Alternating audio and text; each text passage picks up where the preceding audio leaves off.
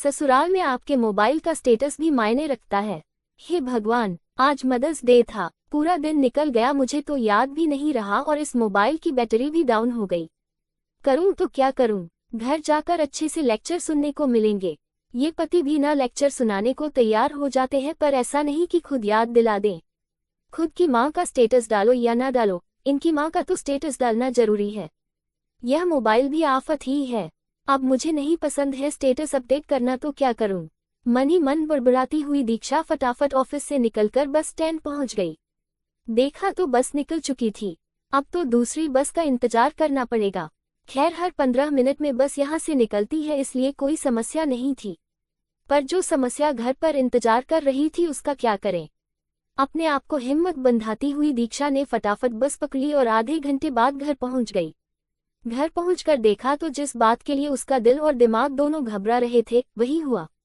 पति गुस्से में उसे घूर जा रहे थे। दीक्षा ने चुप रहना ही ठीक समझा। चुपचाप अपने कमरे में गई, अपना बैग सही जगह पर रखा, हाथ मुंह धोकर कपड़े चेंज कर रसोई में आ गई, पर पति से किसी बारे में कोई बात नहीं की। आखिर कौन शांत पड़ी नदी में कंकर फेंके? अगर कंकर फेंके भी तो पानी उसी के ऊपर आकर गिरेगा, इसलिए चुपचाप खाने की तैयारी करने लगी। पीछे से पति मयंक भी रसोई में आ गए, पर उन्हें देखकर भी अनदेखा कर दीक्षा अपने काम में लगी रही। तुम्हें कुछ याद रहता है या नहीं? दीक्षा ने ना पता होने का बहाना कर मयंक की तरफ देखा। किस बारे में? आज क्या था? आज ट्यूसडे है। क्यों? मैं दिन की बात नहीं कर रहा हूँ। आज क्या स्पेशल डे था? मयंक, पहेलियां मत बुझाओ। हाँ, तुम्हें मेरी बातें पहेली ही लगेगी। आज मदर्स डे था, तुमने अपना स्टेटस अपडेट नहीं किया। माँ को कितना बुरा लगा होगा। यहाँ खुद की माँ को बुरा नहीं लगता, लेकिन पता नहीं क्यों पति की माँ को बुरा लग जाता है। फिर भी अपने आप को संयत करके दीक्षा बोली, अरे मेरे दिमाग से ही निकल गया। हाँ, दिमाग से तो निकलेगा ही ना। बहू हो इसलिए सास को माँ नहीं समझती। माँ समझती तो तुम ये दिन कभी नहीं भूलती। मेरी माँ का मैं इकलौता बेटा हूँ और उनकी बहू, उसे तो उनसे कोई लेना देना ही नहीं। मैं अभी मम्मी जी से फोन पर बात कर लूंगी। बात करने के साथ साथ स्टेटस भी अपडेट कर लेना। मुझे फालतू दो बातें सुनने की आदत नहीं। पति एडवाइस देकर बाहर हॉल में आकर बैठ गए। सच कहे तो दीक्षा का बिल्कुल मूड नहीं था। पता था लेक्चर सुनने को मिलेंगे, पर फिर भी घर में कोई बुरा ना माने, इस कारण से उसने अपनी सासू माँ को फोन मिला दिया। हेलो मम्मी जी, हैप्पी मदर्स डे। अच्छा, याद आ गया क्या तुझे? पूरा दिन तो निकल गया, अब कौन सा मदर्स डे? वो मम्मी जी, दरअसल आज ऑफिस में बहुत काम था। हाँ, तुम आजकल की लड़कियों के पास ऑफिस का अच्छा बहाना होता है। अब तुझसे क्या शिकायत करे, आखिर तू तो है ही पराये घर की। वैसे मेरे बेटे ने तो सुबह ही स्टेटस अपडेट कर दिया था। सासू माँ ने यह बात बड़े गर्व के साथ बताई और फोन रख दिया। 2 दिन के लिए सास घर के बाहर गई थी, पर वहां से भी लेक्चर मारने से बाज नहीं आ रही थी। खैर, आज की डांट और तानों का कोटा पूरा हो चुका था। सो दीक्षा ने फटाफट खाना बनाया और मयंक को खाना खिलाकर पहले खुद की माँ को फोन लगाया। उन्हें मदर्स डे विश करने के बाद फिर खुद खाना खाने बैठी। मयंक ये सब अच्छे से देख रहा था। उसने खाना खाती हुई दीक्षा से कहा, देखा, खुद की माँ को मदर्स डे विश करना है, ये किसी को बताना नहीं पड़ता। इसीलिए तो कहते हैं बहू सास को कभी माँ समझती ही नहीं है। खाना खाती हुई दीक्षा के हाथ वहीं रुक गए।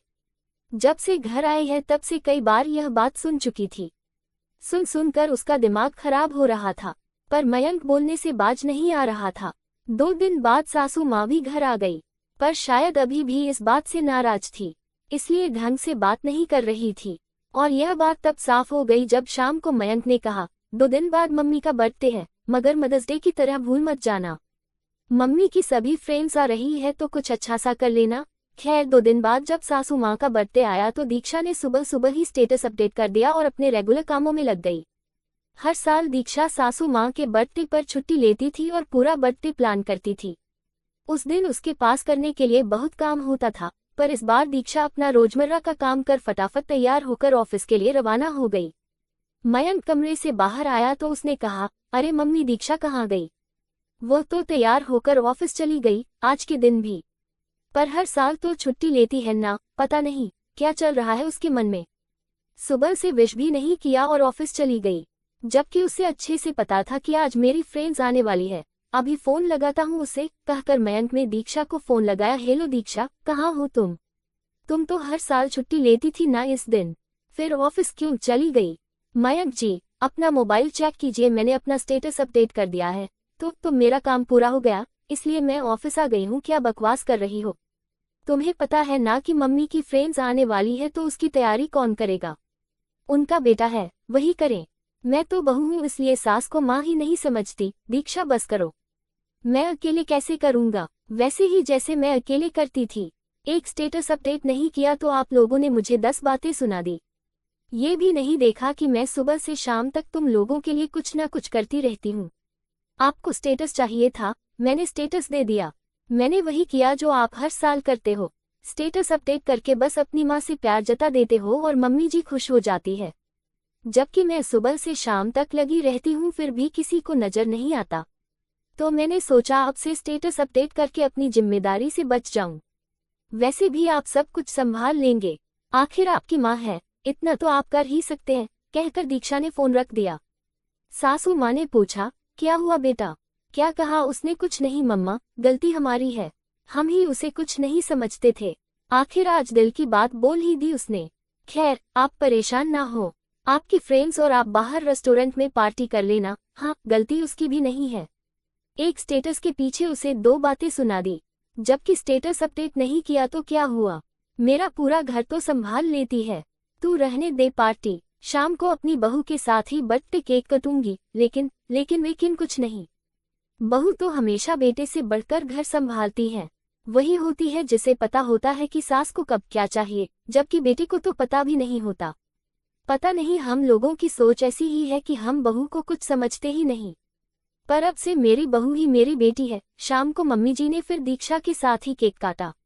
दोस्तों, आपको ये कहानी अच्छी लगी हो तो प्रतिदिन कहानी पढ़ने के लिए चैनल को लाइक, शेयर और सब्सक्राइब जरूर करें और कमेंट में अपना राय जरूर बताएं। धन्यवाद।